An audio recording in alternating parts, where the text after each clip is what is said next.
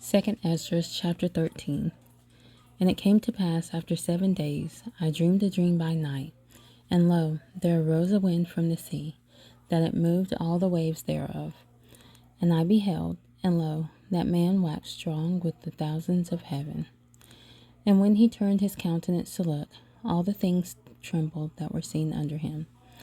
And whensoever the voice went out of his mouth, all they burned that heard his voice, like as the earth faileth when it filleth the fire. And after this I beheld, and lo, there was gathered together a multitude of men, out of number, from the four winds of the heaven, to subdue the man that came out of the sea. But I beheld, and lo, he had graved himself a great mountain, and flew up upon it.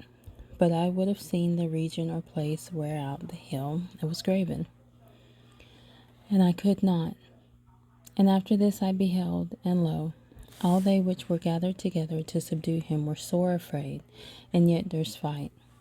And lo, as he saw the violence of the multitude that came, he neither lifted up his hand, nor held sword, nor any instrument of war.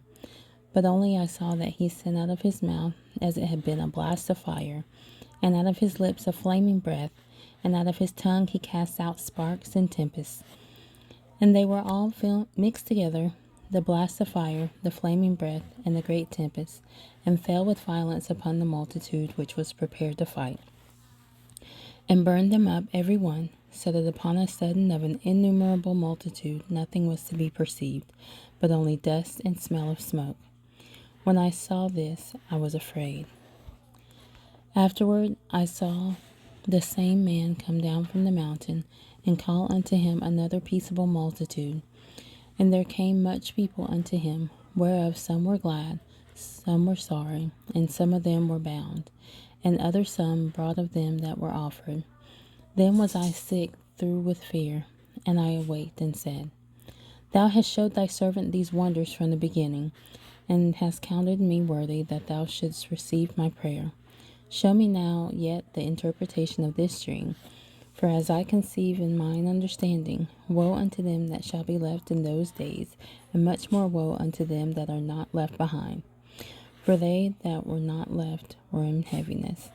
Now understand I the things which are laid up in latter days, which shall happen unto them, and to those that are left behind. Therefore they come into great perils and many necessities, like as these dreams declare.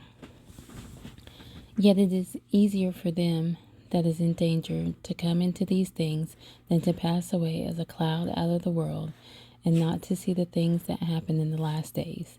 And he answered unto me and said, The interpretation of the vision shall I show thee, and I will open unto thee the thing that thou hast required. Whereas thou hast spoken of them that are left behind, this is the interpretation. He that shall endure the peril in that time hath kept himself. They that be fallen into danger are such as have works and faith toward the Almighty. Know this therefore, that they which he left behind are more blessed than they that be dead. This is the meaning of the vision. Whereas thou sawest a man coming up from the midst of the sea, the same is he whom God the highest hath kept a great season, which by his own self shall deliver this creature, and he shall order them that are left behind. And whereas thou sawest that out of his mouth there came as a blast of wind and fire and storm, and that he held neither sword nor any instrument of war, but that the rushing in of him destroyed the whole multitude that came to subdue him, this is the interpretation. Behold, the days come when the Most High will begin to deliver them that are upon the earth, and he shall come to the astonishment of them that dwell on the earth. And one shall undertake to fight against another, one city against another, one place against another, one people against another, and one realm against another. And the time shall be when these things shall come to pass, and the signs shall happen which I showed thee before. And then shall my Son be declared, whom thou sawest as a man ascending. And when all the people hear his voice, every man shall in their own land leave the battle that they have one against another. And an innumerable multitude shall be gathered together, as thou sawest them, willing to come, and to overcome him by fighting. But he shall stand upon the top of the Mount Sion, and Sion shall be shall come, and shall be showed to all men, being prepared and builded, like as thou sawest the hill graven without hands.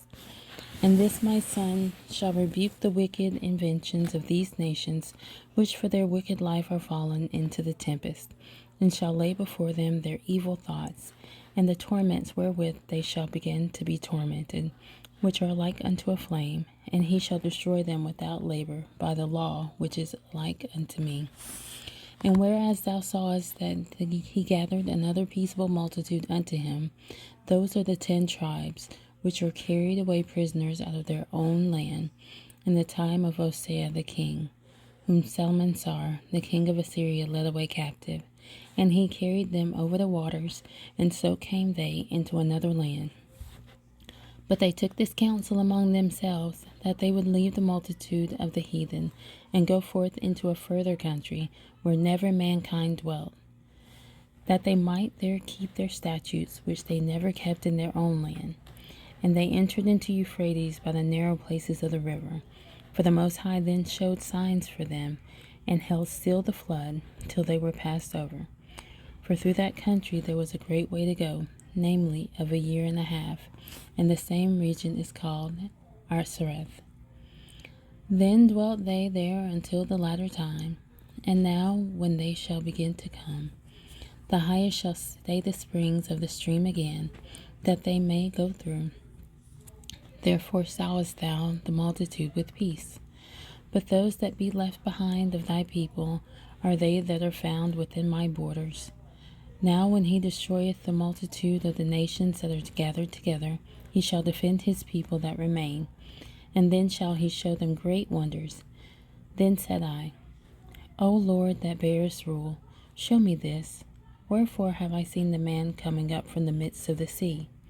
And he said unto me, like as thou canst neither seek out nor know the things that are in the deep of the sea, even so can no man upon earth see my son, or those that be with him, but in the daytime.